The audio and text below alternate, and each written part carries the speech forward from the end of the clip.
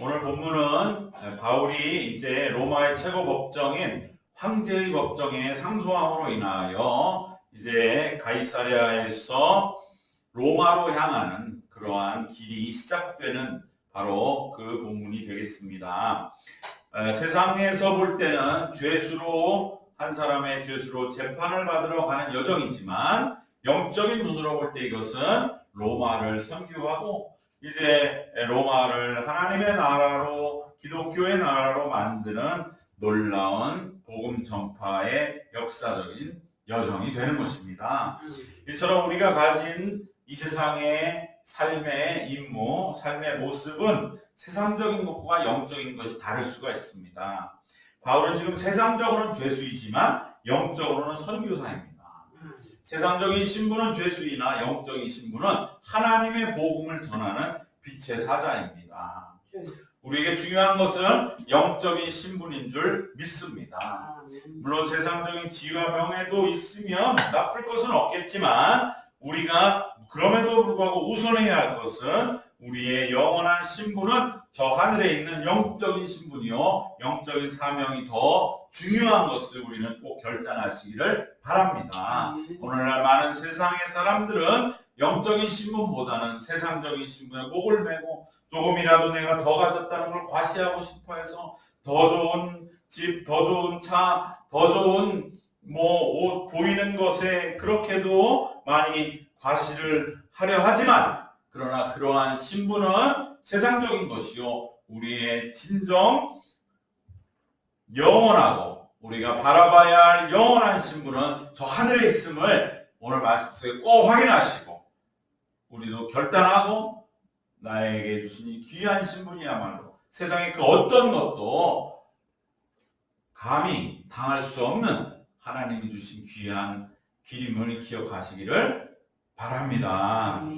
바로 바울은 지금 죄수로 그저 배에 올라 로마로 향하지만 그것은 정말 온 세계를 바꾸는 로마를 하나님의 나라로 그리하여 2000년 지난 오늘까지도 이렇게 온 세상에 구원의 길을 여는 역사적인 그러한 여정이었음을 기억하면서 우리도 내 삶의 작은 것 하나라도 영적인 그러한 하나님의 역사가 임하시면 그것은 나중에 어떠한 일이 될지 모른다는 걸 기억하면서 작은 것 하나하나에도 충실한 우리의 삶이 되시기를 주님의 이름으로 축원합니다. 물론 세상에서도 영적인 그러한 것을 알아보는 눈은 있습니다. 그래서 그 사람의 삶을 그래도 좀 들여다보려고 그러고 그러면 영적인 사람, 뭔가 그 심지가 견고하고 정결하고 굳건한 사람은 세상도 알아보고 인정하는 경우가 있습니다. 오늘 본문에 사도 바울도 한 사람의 죄수로 그 배에 올랐지만 그를 맡은 호송하기로 책임진 그 군대의 백부장 율리오라는 이 사람은 바울을 굉장히 우대하고 친절하게 대하고 일반 죄수와는 다른 특별 대우를 했다고 하는 것을 3절에서 말씀하고 있지요. 3절 말씀 이튿날 시돈에 대니 율리오가 바울을 친절히 대하여 친구들에게 가서 대접받기를 허락하였다. 즉 바울에게 비록 죄수지만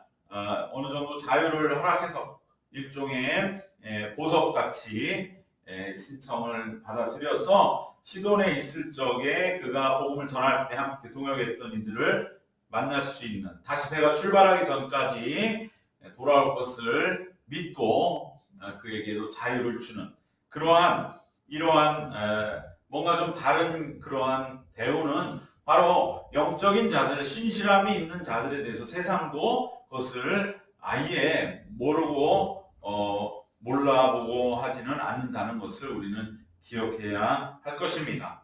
그러나 세상의 이러한 대접은 여기까지입니다.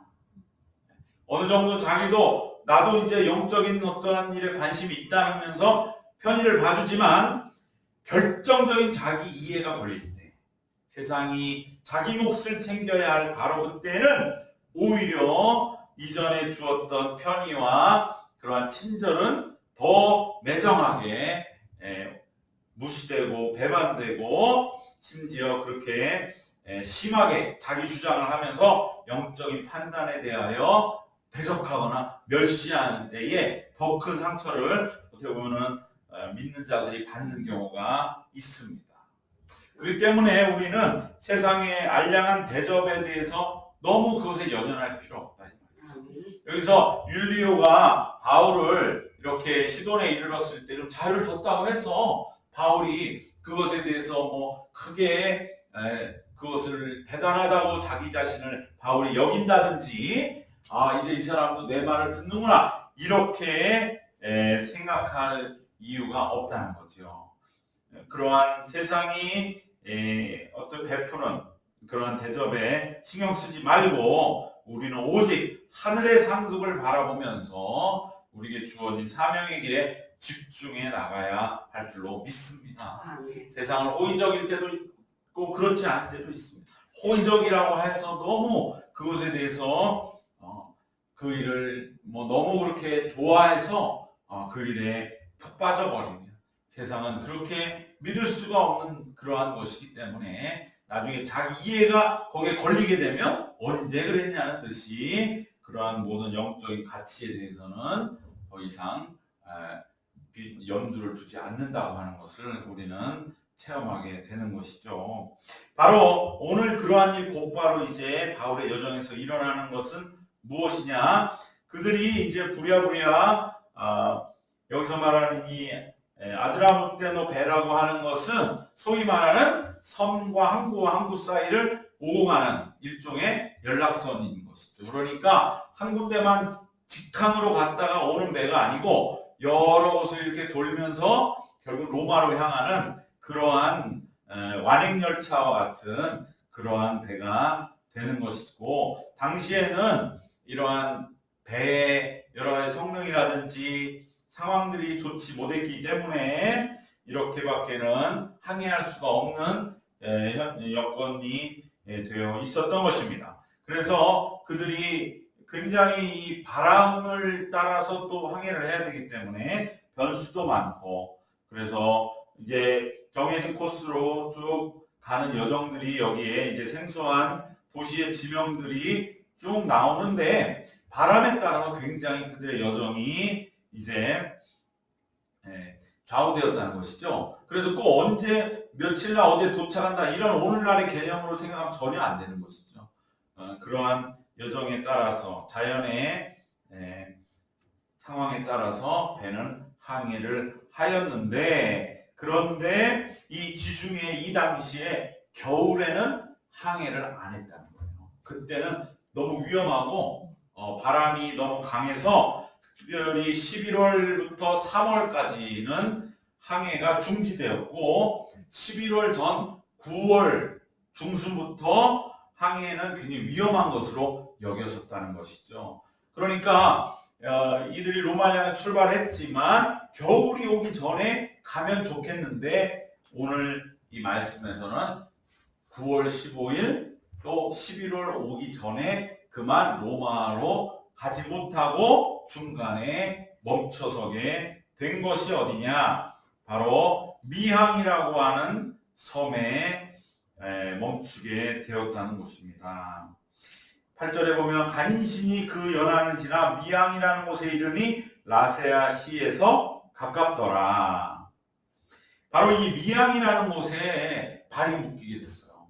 그래서 그곳에서 금식하는 절기가 지나고 그곳에 한참 이제 어쩔 수 없이 기상 상황 때문에 머물러 있다가 거기서 이제 결국은 겨울을 지나고 봄에 다시 출발하는 것이 맞았는데, 그런데 어떡할 거냐? 배에 탔던 사람들이 이제 이야기를 할 때 제일 거기에 영향력이 있었던 것은 결정권은 백부장에게 있었죠. 로마 군인인 이 사람은 황제 재판을 관리하는 사람이니까 우선권이 있는 거예요. 황제의 직속 명령을 받으니까. 그래서 이 율리오가 결정권이 있었는데, 이 율리오가 거기서 어떻게 얘기를 하느냐? 바로 미항에서 있지 말고 거기서 한 번만 더 배를 타고 베닉스라는 곳으로 가자. 이렇게 말을 할 적에 바울은 뭐라고 얘기를 했느냐? 그렇지는 옳지 않다. 여기 미양에서 겨울을 나자. 이렇게 의견의 충돌이 일어났습니다. 바로 9절, 10절, 11절에서 그 말씀들이 이렇게 기록되고 있죠. 9절부터 11절 말씀 보면 여러 날이 걸려 금식하는 절기가 이미 지났으므로 항해하기가 위태한지라 바울이 그들을 권하여 말하되 여러분이여 내가 본 이번 항해가 화물과 배만 아니라 우리의 생명에도 타격과 많은 손해를 끼치리라 하되 백부장이 선장과 선주의 말을 바울의 말보다 더 믿더라. 그러니까 율리오는 백부장으로서 결정권을 가지고 있는데 바울은 여기 미양에서 겨울을 나자. 그런데 선장과 선주 또 이러한 뱃사람들은 미양은 우리가 겨울을 나기에는 너무 좁아놨고 거기 재밌는 것도 없고 그냥 정말 비바람 피해서 잠시 온 그러한 항구에 불과하니 좀 더 큰 베닉스까지 가서 거기에 가면 큰 도시고 놀 것도 많고 따분한 겨울을 몇 달 동안 지내야 되는데 좀 그런 큰 항구로 가서 그곳에서 겨울을 보내자는 이러한 세속적인 동기가 작용을 했던 것입니다. 바로 이때 이것이 이제 세상적인 가치와 영적 가치가 부딪히는 것이죠. 이럴 때 율리오가 보여줬던 그 어떤 바울을 존중하는 모습, 그것에 바울이 매달렸다면 율리오의 결정이 굉장한 배신감을 느꼈겠죠. 율리오는 여기서 결정적으로 자기 자신도 세속적인 사람으로서 미항보다는 이 시골 촌구석보다는 그래도 좀 도시 가까이에 가서 겨울을 좀 뭔가 즐기면서 나려고 하는 그러한 인간적이고 세속적인 욕망 때문에 결국은 선장과 선주들과 한패가 돼서 그들은 페닉스로 무리한 항해를 시작했는데 여기서 바로 그리한 난파가 이제 이루어지게 되는 것이죠. 바울은 그것을 이미 예측하고 하나님 주신 지혜와 또 누가 봐도 그러한 인간적인 만용을 부릴 것이 아니라는 충고를 그곳에서 이야기를 했지만 그래서 이번 항해가 화물과 배만 부서진 게 아니라 우리 생명에도 타격을 입힌다라고 경고했지만 그래서 율리오는 바울을 존중했으면 바울의 말을 들어야 했지만 오히려 자기의 이해가 걸리는 이 순간에는 세상의 말을 듣고 세상적인 판단으로 결국은 무리한 항해를 시작하게 되는 것입니다. 이처럼 하나님의 진리, 하나님이 주신 그러한 분명한 삶의 원칙들은 뭔가 외적인 모습으로 보면 초라하고 힘이 없어 보이고 무시당하는 것처럼 보이죠.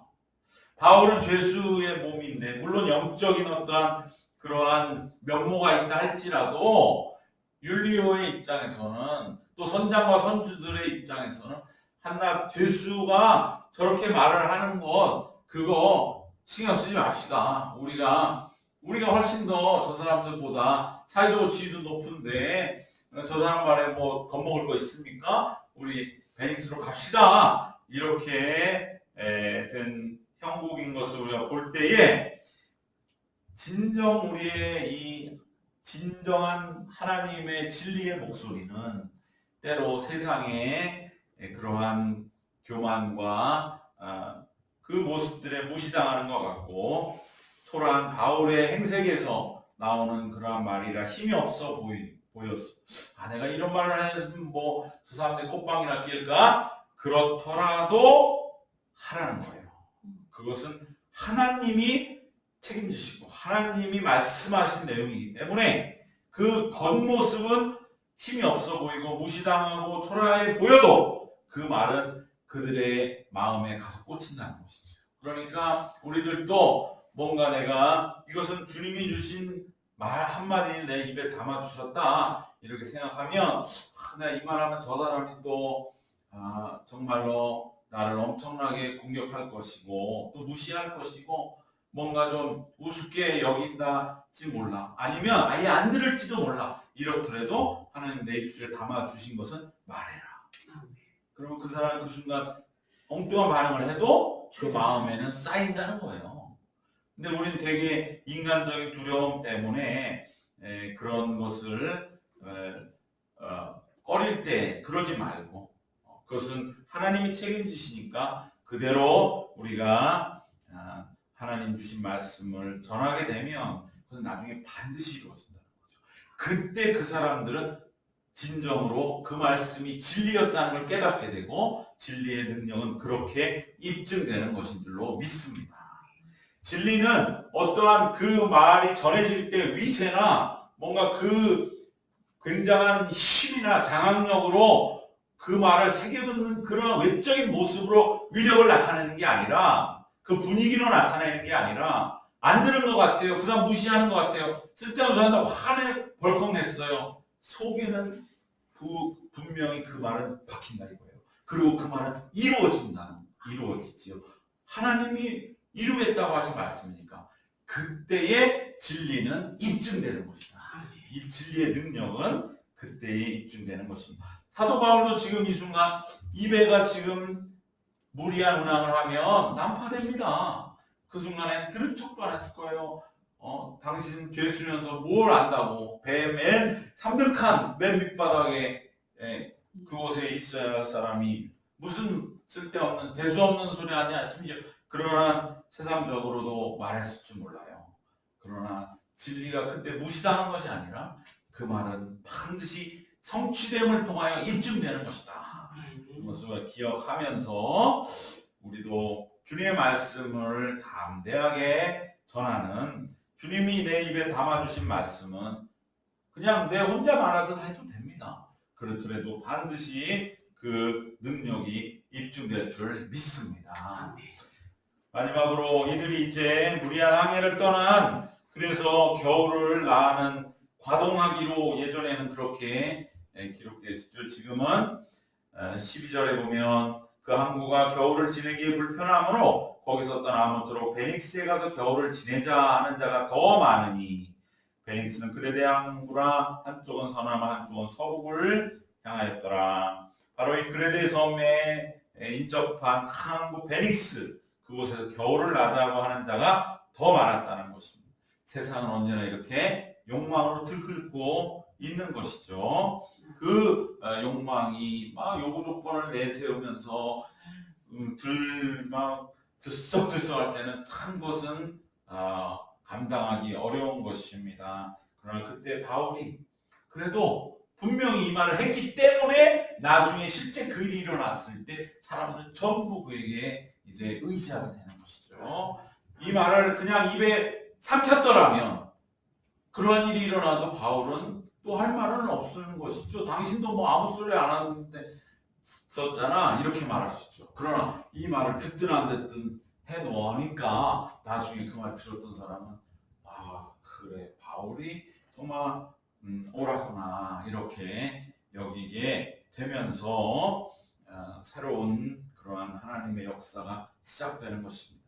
오늘 이제 거기까지는 말씀으로 다음 주에 함께 보겠지만 우리는 여기서 마지막으로 기억돼야 할 것은 결국은 겨울을 어디서 나느냐 이 문제가 갈등을 빚었고 그 갈등의 원인은 즉 그들은 세상적인 욕망을 쫓아서 무리를 행했다는 것이죠.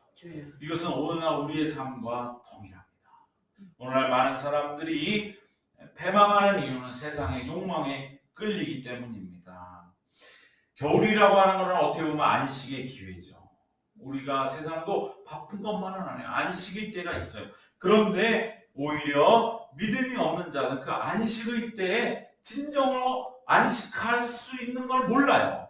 뭐가 홀로 하나님을 묵상하고 정말 하나님 안에서 세상이 볼 때 고독 안에서 그것을 즐기고 기뻐하는 것을 견디질 못하고 뭔가 조금의 시간만 주어지면 그 안식을 알지 못하기 때문에 세상적인 욕망으로 찾아 떠나고 채우려 하다 보면 안식의 기회는 오히려 패망의 빌미가 되고 패망의 길을 여는 그러한 패망을 향한 제공거리가 되는 줄로 믿습니다.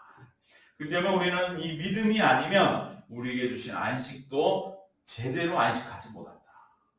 정말 우리가 이 말씀을 기억하면서 이들의 배가 나중에 이제 어떻게 되는 것은 오직 그들의 주어진 이 겨울이라고 하는 안식의 기간 아닙니까?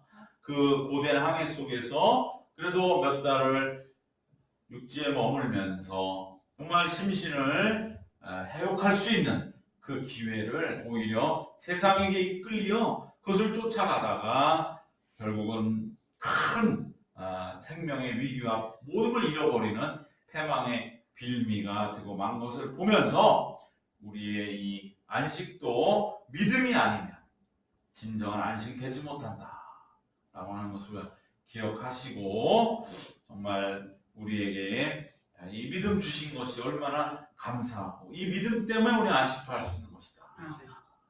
오늘 연회 때도 여러 가지 메시지들이 또 각 예식 때마다 설교 때마다 나왔지만 기억나고 하는 것은 안수받는 이들에게 한 말씀 중에서 당신들은 이러한 어떤 예식 속에서 이것을 뭔가 집례하고 보이는 것을 하는 사람이 아니고 오히려 홀로 있을 때, 안식할 때, 그때가 더 중요하다 라고 하는 그 말이 정말로 오늘 이 말씀과도 마찬가지입니다. 우리가 믿음 안에 있을 때 진정으로 안식할 수 있고 그 안식 속에서 새 힘을 얻어서 새로운 일들을 우리가 해나갈 수 있는 것을 기억하면서 우리에게 주신 이 믿음을 통하여 참된 안식을 날마다 훈련해 나아가는 우리 모두가 되시기를 주님의 이름으로 축원합니다.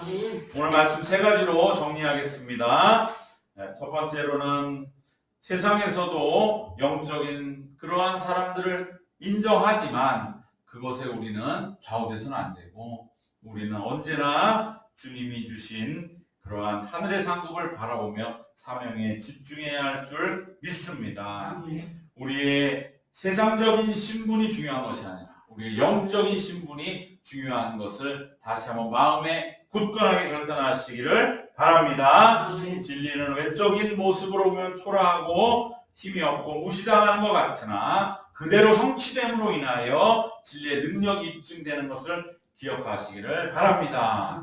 마지막으로 우리는 세상의 욕망에 휘둘릴 때에 안식되지 못한 오히려 패망의 길이 되는 날 기억하시고 믿음으로 참된 안식의 삶을 살아가는 우리 모두가 되시기를 주님의 이름으로 축원합니다. 기도하겠습니다.